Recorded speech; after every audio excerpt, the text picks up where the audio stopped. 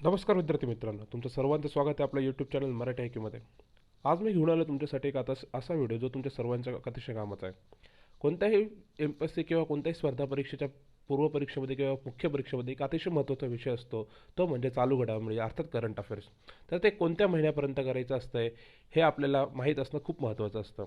परंतु आता 2021मध्ये जी पूर्वपरीक्षा होणार आहे MPSC ती 2020मध्ये होणार आहे, ती 4 वेळेस पुढे गेली. मग अशा वेळेस विद्यार्थ्यांमध्ये एक संभ्रम अवस्था आहे की नेमकं करंट अफेअर चालू घडामोडी हे कोणत्या महिन्यापर्यंत करायचं. तर तुमच्या ह्या प्रश्नाचं उत्तर आपण आज ह्या व्हिडिओमध्ये देणार आहोत.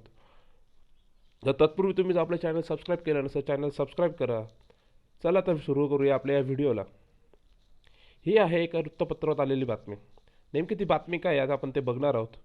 ती बातमी आहे तुमच्या चालू घडामोडीच्या विषयासंदर्भात. त्याचा विषय आहे MPSCच्या विद्यार्थ्यांना दिलासा, तारखा बदलल्या तरी चालू घडामोडीचा अभ्यासक्रम जैसे ते. नेमके त्यांना म्हणायचं काय आपण ते संपूर्ण व्हिडिओमध्ये बघणार आहोत. यामध्ये त्यांनी काय म्हटलं आहे ते सांगूया. महाराष्ट्र लोकसेवा आयोगाची परीक्षा तब्बल 4 वेळा स्थगित करून पुन्हा काही महिन्यांनी घेण्यात येणार असली तरी चालू घडामोडी या महत्त्वाच्या विषयाच्या अभ्यासक्रमात कुठलाही बदल होणार नसल्याची खात्रीशीर माहिती आयोगातील एका मोठ्या अधिकाऱ्याने दिली आहे.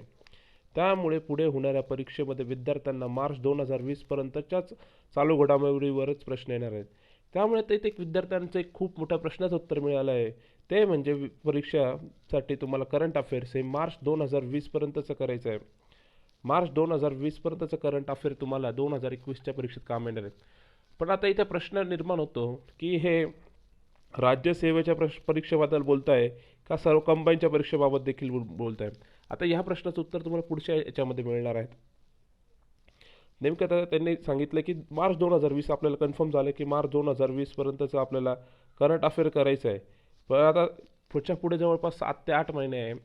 त्याचं करंट तुम्ही करणार का नाही करणार. त्याचा पुढचं प्रश्नाचं उत्तर तुम्हाला इथे मिळेल. आता इथं बघूया आपण ह्या बाजूच्या स्लाईडमध्ये.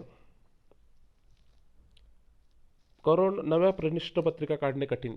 खूप मोठं काम असतं, ते काढायला खूप जास्त वेळ लागतो. कोरोनाचा प्रादुर्भाव लक्षात घेता आयोगाने यंदा परीक्षा केंद्रामध्ये वाढ केली. राज्यात तब्बल 761 केंद्रांवर परीक्षा होणार होती. सर्व जिल्हा केंद्रांवर प्रश्नपत्रिका आत्ताही सुरक्षित ठेवण्यात आल्या. ही पण एक खूप महत्त्वाची बातमी आहे की जिल्हा केंद्रावर प्रश्नपत्रिका अद्यापही सुरक्षित ठेवल्या आहेत. म्हणजे तुमच्या ज्या प्रश्नपत्रिका ज्या परीक्षा एक दिवस अगोदर मुख्यमंत्री रद्द केली त्या परीक्षेच्या प्रश्नपत्रिका अजूनही त्या संबंधित जिल्हा केंद्रावर आहे. या प्रश्नपत्रिका आयोगाने अद्यापही परत बोलवल्या नसल्याने याच प्रश्नपत्रिकावर परीक्षा होणार आहे. शिवाय नव्याने प्रश्नपत्रिका काढणे कठीण असल्याने अभ्यासक्रमात कुठलाही बदल करण्याचा प्रश्न उद्भवतच नसल्याची माहिती सुद्धा दिली. थोडक्यात तुमच्या प्रश्नपत्रिका ऑलरेडी तयार झालेल्या आहेत आणि त्यामुळे त्याचा अभ्यासक्रम जे चालू घडामोडीचे प्रश्न ऑलरेडी सेट झालेले आहे.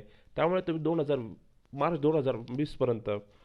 2020 पर्यंतचे करंट अफेअर्स खूप चांगलं करा. करंट अफेअर्स हाच एक घटक असतो जो तुम्हाला प्रिलियम पास करण्यामध्ये मदत करत असतो. अशा प्रकारे तुम्ही राज्यसेवेच्या पूर्वपरीक्षेसाठी मार्च 2020 पर्यंतचं करंट करा. आणि आता प्रश्न उरतो कंबाईनचं करंटचं काय करायचं. अनेक विद्यार्थी कंबाईनसाठी तयारी करत असतात. पण अनेकांना प्रश्न पडला की कंबाईनचा पेपर सेट झाला आहे की नाही झाला. पण एक कंबाईनच्या पेपरला जी कॉम्पिटिशन आहे ती गृहीत धरता तुम्ही कोणतेही